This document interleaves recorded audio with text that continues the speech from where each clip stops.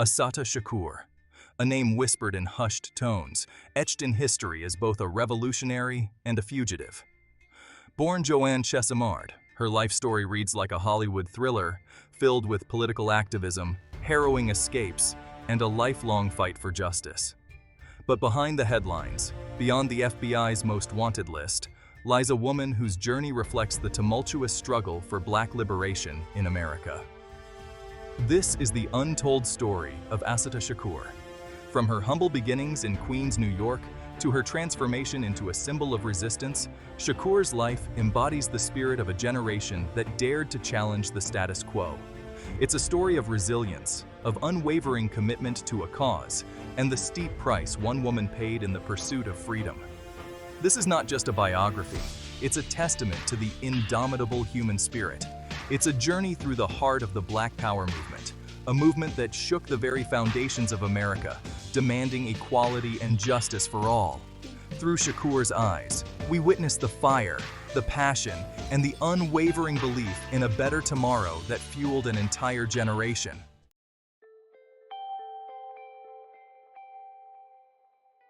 Joanne Chesimard, the name given to her at birth, would eventually fade into the background, replaced by a name that resonated with power and purpose: Assata Shakur. This transformation, from a young woman navigating the complexities of her identity to a revolutionary embracing her African heritage, is central to understanding Shakur's journey. Growing up in a racially charged America, Shakur experienced firsthand the sting of inequality. She witnessed the systematic disenfranchisement of her community, the subtle and overt racism that permeated every aspect of life. This early exposure to injustice ignited a fire within her, a burning desire to fight for a better world. Her education became a tool for resistance. At Borough of Manhattan Community College and later at City College of New York, she found her voice participating in protests, sit-ins, and engaging in political activism.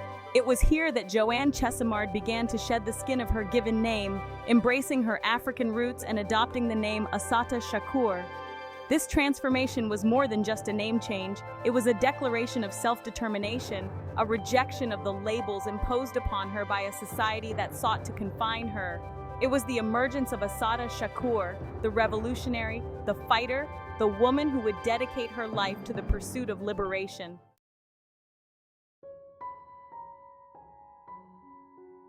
Assata Shakur's early life was a tapestry woven with threads of love, hardship, and an unyielding spirit. Born in the vibrant borough of Queens, New York, she experienced both the warmth of family and the harsh realities of a society grappling with racial inequality.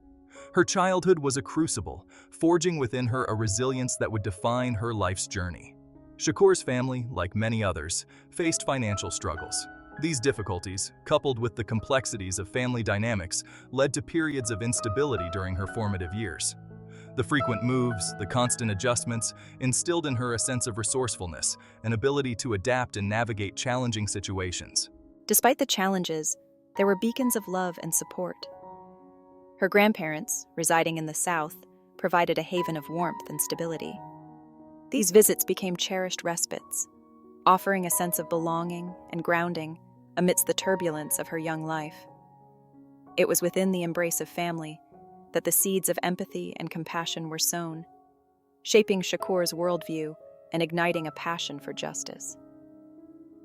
One of the most influential figures in her early life was her aunt, Evelyn A. Williams. A dedicated civil rights worker residing in Manhattan, Williams became a guiding light for young Shakur. Recognizing her niece's inquisitive nature and thirst for knowledge, Williams took her under her wing, exposing her to a world beyond the confines of their neighborhood.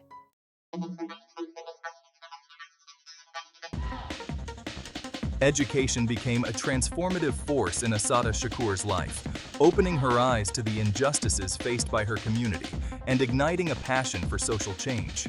It was within the hallowed halls of learning that she began to question the narratives presented, to see the world through a critical lens, and to find her voice as an advocate for equality.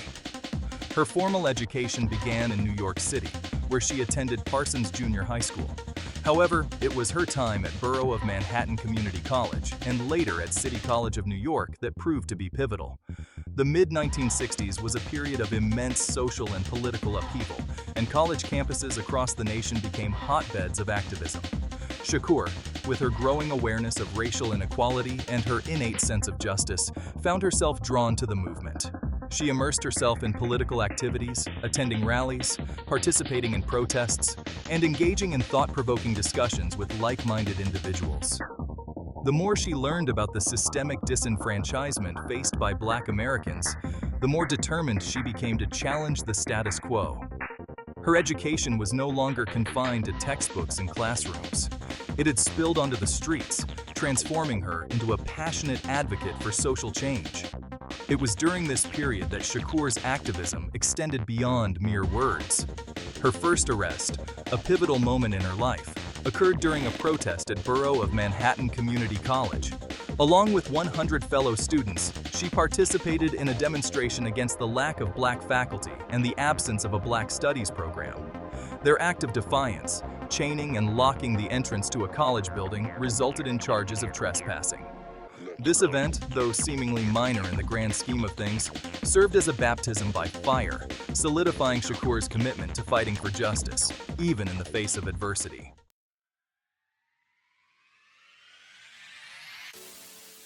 The journey from Joanne Chesimard to Assata Shakur was a profound transformation, a shedding of an identity imposed upon her and an embrace of her true self. It was a declaration of self-determination, a reclaiming of her African heritage, and a symbol of her unwavering commitment to the liberation of her people. This metamorphosis was deeply personal, reflecting Shakur's growing awareness of her place in the struggle for Black freedom. The name Joanne Chesimard, a vestige of a colonial past, no longer resonated with her spirit. It carried with it the weight of a society that sought to define her based on her race, a society that had relegated her people to the margins. In its place, she chose the name Assata Shakur. Assata, a West African name, resonated with her deeply.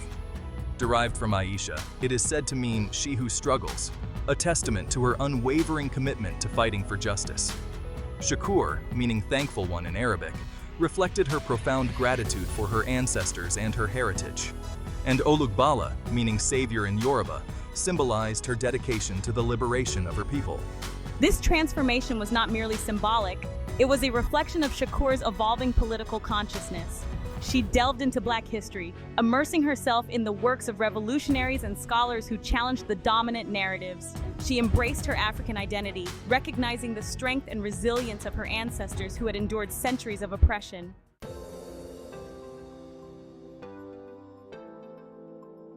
The mid-20th century was a tumultuous time for America, a nation grappling with its deeply ingrained racism and inequality. The Civil Rights Movement, a beacon of hope and a testament to the courage of countless individuals, was in full swing, challenging segregation and demanding equal rights for Black Americans. It was within this crucible of social change that Assata Shakur's political consciousness blossomed, fueled by her own experiences and the collective struggle for liberation. College campuses, traditionally havens for intellectual discourse, became breeding grounds for activism. Students, inspired by the likes of Malcolm X, Martin Luther King Jr., and countless others, organized protests, sit-ins, and teach-ins, demanding change and challenging the status quo. Shakur, deeply affected by the pervasive racism she had witnessed throughout her life, found herself drawn to these movements, her voice joining the chorus demanding justice. The energy was palpable. There was a sense that change was not just possible, but inevitable. Shakur, with her sharp intellect and growing awareness of systemic inequality, found herself at the forefront of this movement, organizing protests, participating in debates, and challenging her peers to confront the realities of racism. Her involvement in the student protests at BMCC, which led to her first arrest, was a turning point. It solidified her commitment to fighting for justice and revealed her willingness to put herself on the line for her beliefs. She refused to be a passive observer. She would be an active participant in the struggle for liberation.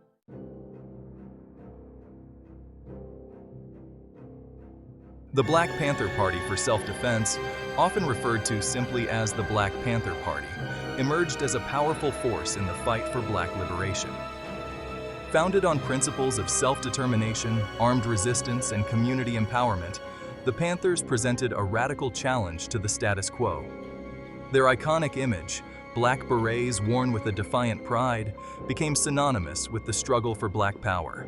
Shakur, drawn to the Panthers' unwavering commitment to social justice and their dedication to community upliftment, found herself aligning with their ideology. She was particularly inspired by their 10-point program, a document that outlined their goals for Black liberation, including demands for self-determination, decent housing, full employment, and an end to police brutality. She joined the party's ranks, eager to contribute to their efforts and to be a part of a movement that resonated with her own beliefs. Her intelligence, charisma, and unwavering dedication to the cause quickly earned her the respect of her comrades.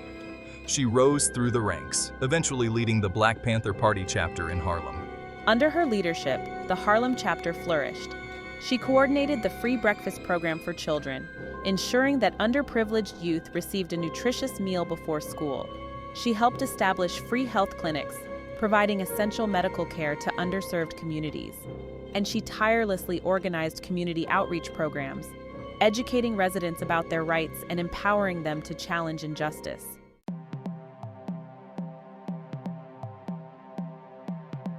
Despite her dedication to the Black Panther Party and her success in leading the Harlem chapter, Shakur began to question certain aspects of the organization's direction.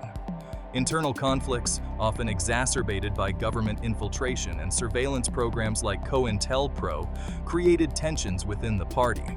She felt a growing disconnect with the leadership's strategic decisions and yearned for a more radical approach to achieving liberation.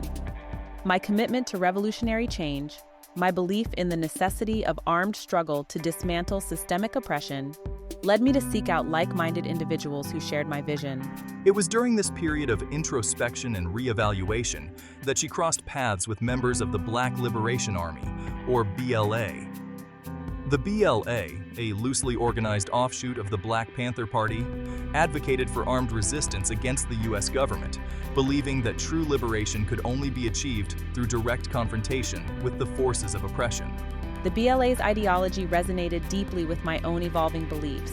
I saw in them a reflection of my own commitment to revolutionary change, a willingness to fight for freedom by any means necessary.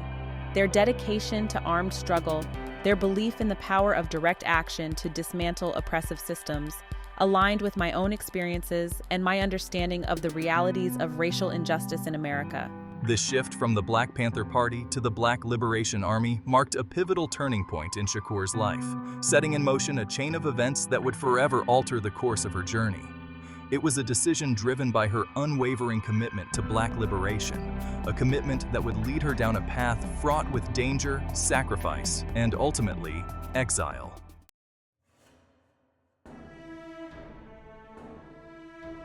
The Black Liberation Army was not a monolith, but a decentralized network of individuals bound by a shared commitment to armed struggle against racial oppression. Unlike the Black Panther Party, which sought to build community institutions alongside its revolutionary rhetoric, the BLA focused almost exclusively on clandestine operations aimed at disrupting and dismantling the systems they believed perpetuated Black subjugation. For me, the BLA's approach resonated with my growing sense of urgency. The slow pace of reform, the constant setbacks in the fight for civil rights, and the brutal reality of police brutality fueled my belief that more radical action was necessary. The time for speeches and marches, I felt, was over. The only language the oppressor understood, I reasoned, was that of force. The decision to join the BLA was not taken lightly. Shakur understood the risks involved, the constant threat of arrest, imprisonment, or even death. Yet, she was undeterred. The fight for liberation, she believed, demanded sacrifice. Her life, in her mind, was a small price to pay for the possibility of a more just and equitable future for her people. The BLA operated in the shadows, a clandestine network of cells spread across the United States. Our tactics were often daring, even reckless, targeting symbols of state power, banks, and individuals we deemed complicit in the oppression of Black people. Our actions, while condemned by the mainstream media and law enforcement agencies, resonated with some segments of the Black community, particularly those who had grown disillusioned with the slow pace of change.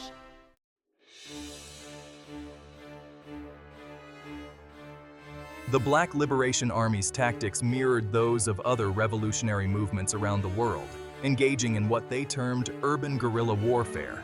Their operations, often planned and executed with meticulous detail, were designed to strike fear into the heart of the establishment while inspiring others to join their fight.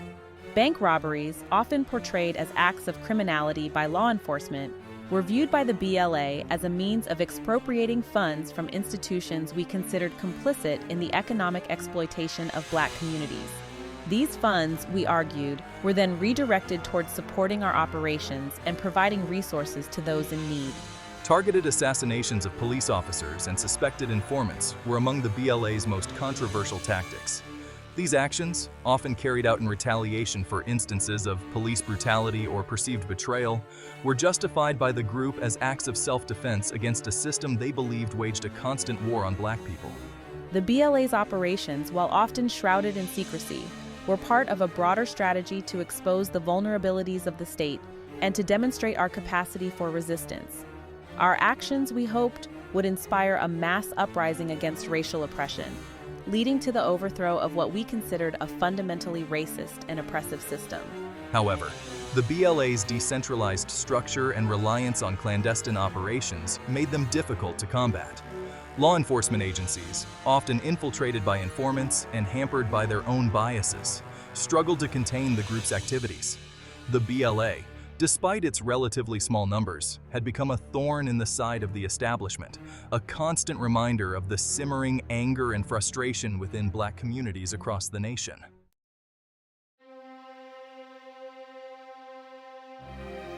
Life on the run as a member of the Black Liberation Army was fraught with danger and uncertainty.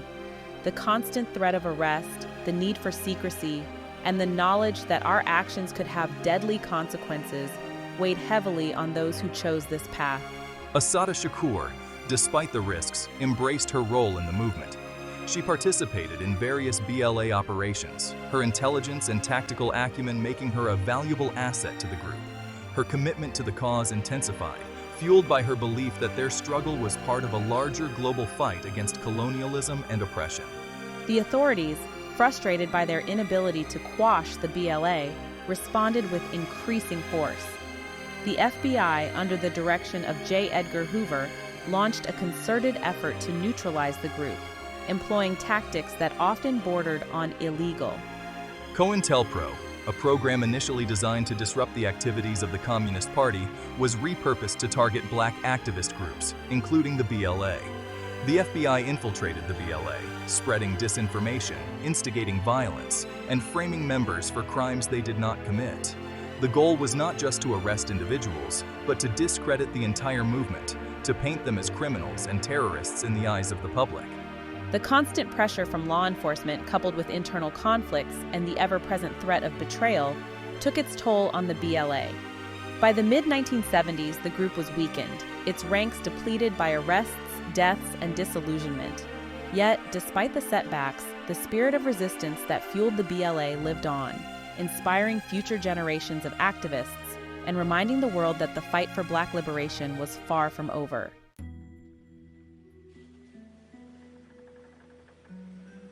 The New Jersey Turnpike, a ribbon of asphalt slicing through the darkness, became the stage for an event that would forever alter the course of Assata Shakur's life.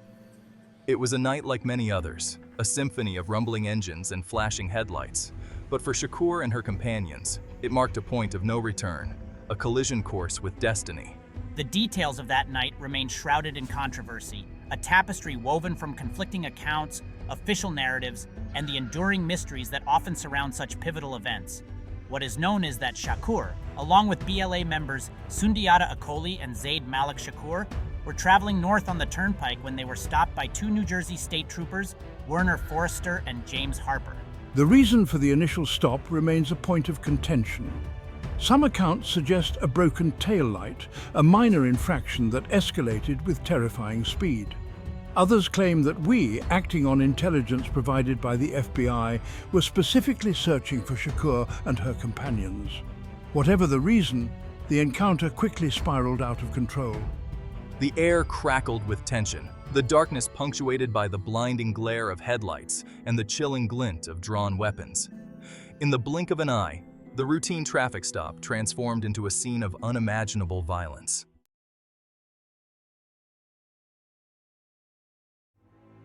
The deafening roar of gunfire shattered the night, echoing across the desolate stretch of highway. Bullets tore through metal and flesh, each shot a testament to the chaos and terror that had gripped those present.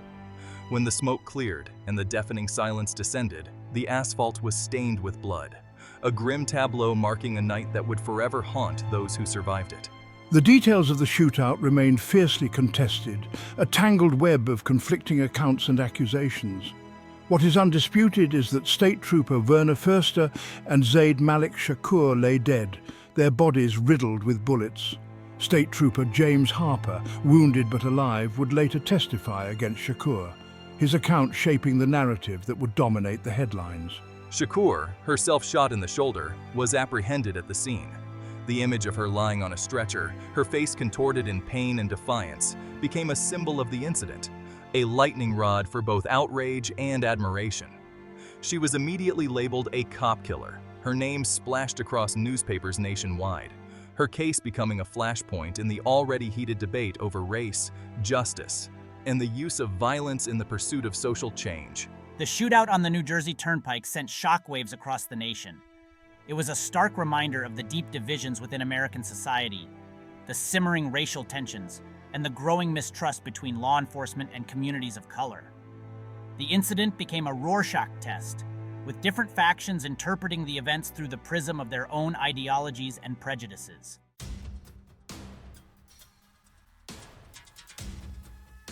Section 3. A Nation Divided. The Trial and Conviction of Assata Shakur. The trial of Assata Shakur was more than just a legal proceeding. It was a media spectacle, a public referendum on the Black Power movement, and a lightning rod for the deep-seated racial tensions that permeated American society. The courtroom became a battleground where competing narratives clashed, each side vying to control the narrative surrounding the shootout on the New Jersey Turnpike. Facing charges of murder, attempted murder, and armed robbery, I maintained my innocence throughout the trial. I argued that I had been the victim of a police ambush, that I had been shot while unarmed, and that I had been denied my constitutional rights. Her supporters, rallying to her defense, pointed to inconsistencies in the prosecution's case, alleging police misconduct, evidence tampering, and a concerted effort to frame a political activist. The prosecution, however, presented a very different version of events. They argued that, driven by a radical ideology and a hatred for law enforcement, I had deliberately participated in the shootout, firing the fatal shots that killed Trooper Forster. They painted me as a dangerous revolutionary, a threat to society who deserved the full weight of the law. The jury, after weeks of testimony and deliberations, reached a verdict guilty on all counts. Shakur was sentenced to life in prison, her fate seemingly sealed. The verdict sparked outrage among her supporters, who viewed it as a miscarriage of justice, a reflection of the systemic racism they believed permeated the criminal justice system. The trial and conviction of Assata Shakur did little to heal the divisions within American society. If anything, it exacerbated them, solidifying the beliefs of both her detractors and her supporters. Shakur, once a revolutionary fighting for a better tomorrow, had become a symbol of the enduring struggle for racial justice in America, her story a stark reminder of the human cost of this ongoing battle.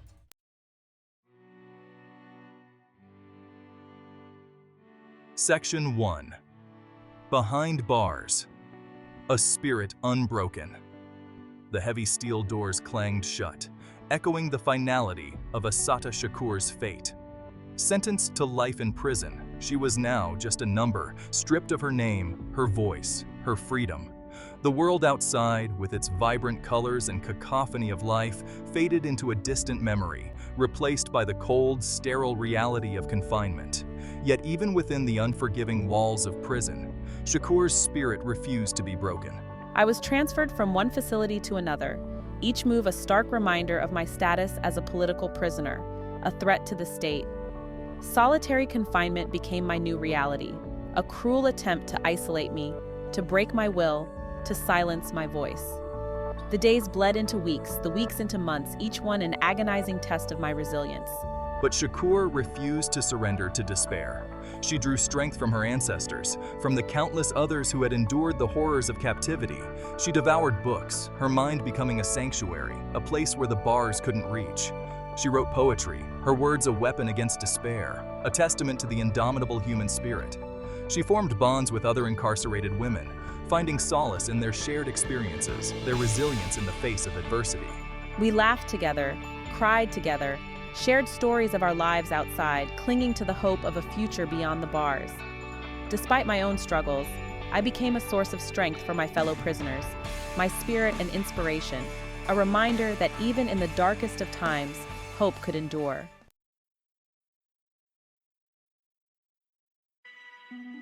Section 2. A Mother's Love, a Prisoner's Resolve.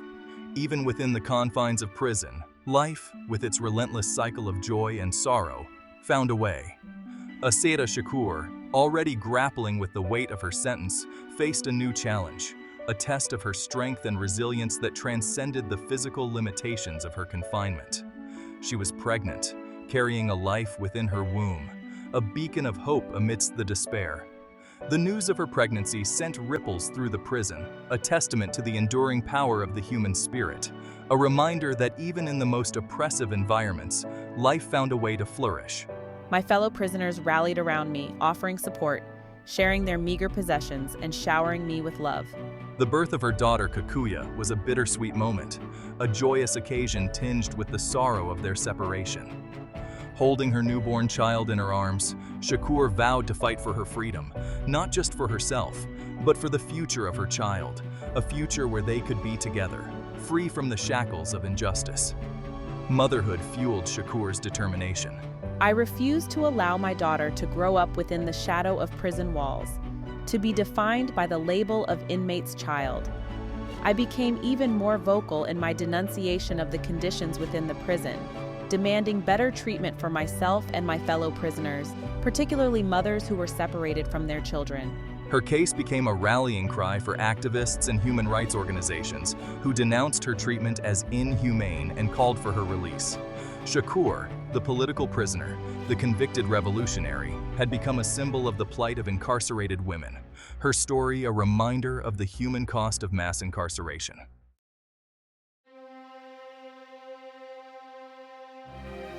The desire for freedom burned bright within me, an unquenchable flame fueled by the love for my daughter and the unwavering belief in my own innocence. Every clang of the cell door, every barbed wire fence, every watchful eye of the guards only strengthened her resolve. She knew she couldn't spend the rest of her life confined within those walls. I had to escape for myself, for my daughter, for the future I dared to dream of. The plan was audacious, a testament to the unwavering loyalty of Shakur's supporters and the lengths they were willing to go to secure her freedom.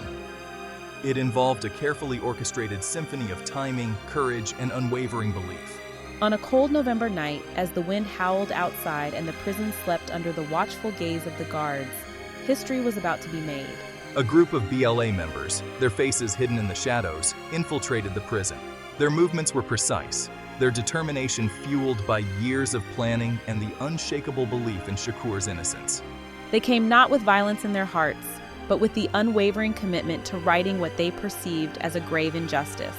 With a combination of cunning and daring, they overpowered the guards, their weapons remaining silent, their actions a testament to the meticulous planning that had gone into this operation.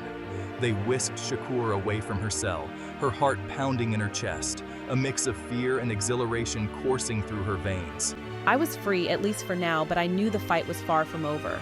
The escape of Assata Shakur sent shockwaves through the American justice system, exposing the vulnerabilities of a system grappling with its own contradictions. It was a victory for her supporters, a testament to the enduring power of hope and resilience. For her detractors, it was a slap in the face, a reminder that even the most secure prisons could be breached, that the long arm of the law could be evaded.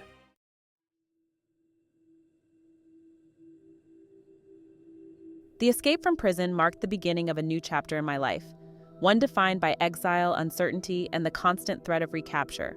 She had tasted freedom, but it was a fragile thing, a flickering flame in the winds of a global manhunt.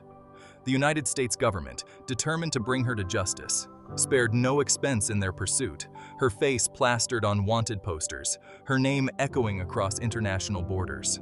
For years, I lived a life shrouded in secrecy, moving from one safe house to another, relying on the kindness of strangers and the unwavering support of a global network of sympathizers who believed in my innocence. The details of her journey remain largely unknown, a testament to the effectiveness of the underground network that shielded her from the prying eyes of law enforcement agencies determined to capture her. Finally, in 1984, I found sanctuary in Cuba, a nation that had long positioned itself as a haven for revolutionaries and those seeking refuge from political persecution. Fidel Castro, the country's charismatic leader, welcomed her with open arms, granting her political asylum and offering her protection from the long reach of the United States government. In Cuba, I was able to rebuild my life, albeit under the constant shadow of my past. I embraced the opportunity to raise my daughter in a society free from the overt racism and systemic inequality I had witnessed in the United States. She became a voice for the Cuban people, working on radio and writing projects that highlighted their struggles and triumphs.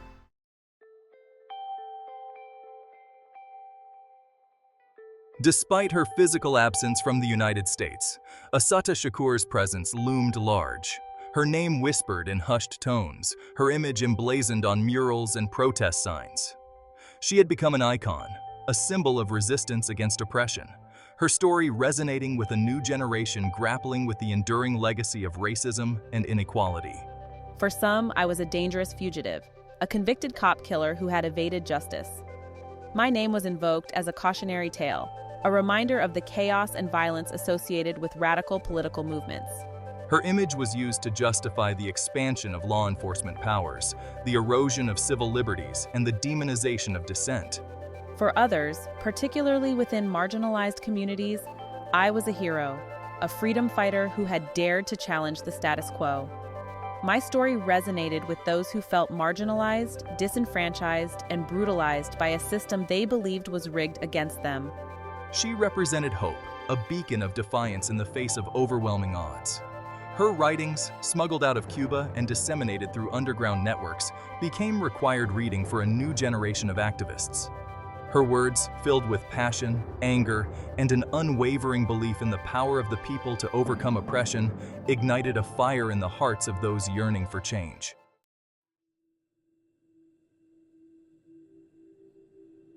Assata Shakur's story is far from over. She remains in Cuba to this day, a living testament to the enduring legacy of the Black Power movement and the complexities of the struggle for racial justice. Her case continues to spark debate, her name a rallying cry for both her supporters and her detractors. The United States government has never wavered in its pursuit of Shakur, offering a multi-million-dollar reward for information leading to her capture and return. She remains on the FBI's most wanted terrorists list, a designation that speaks volumes about the enduring power of her image and the threat she still represents to those in power. Yet, despite the efforts to silence her, Shakur's voice continues to resonate. Her story has been told and retold through books, documentaries, and countless works of art. Her words, once confined to smuggled letters and underground publications, now reach a global audience, amplified by the power of the internet and social media. The passage of time has done little to diminish the power of Shakur's story. If anything, her legacy has only grown more potent, fueled by the ongoing struggle for racial justice and the realization that the issues she fought against remain as relevant today as they were decades ago. Her story is a reminder that the fight for freedom is a marathon, not a sprint, and that the pursuit of justice requires unwavering commitment, even in the face of seemingly insurmountable odds.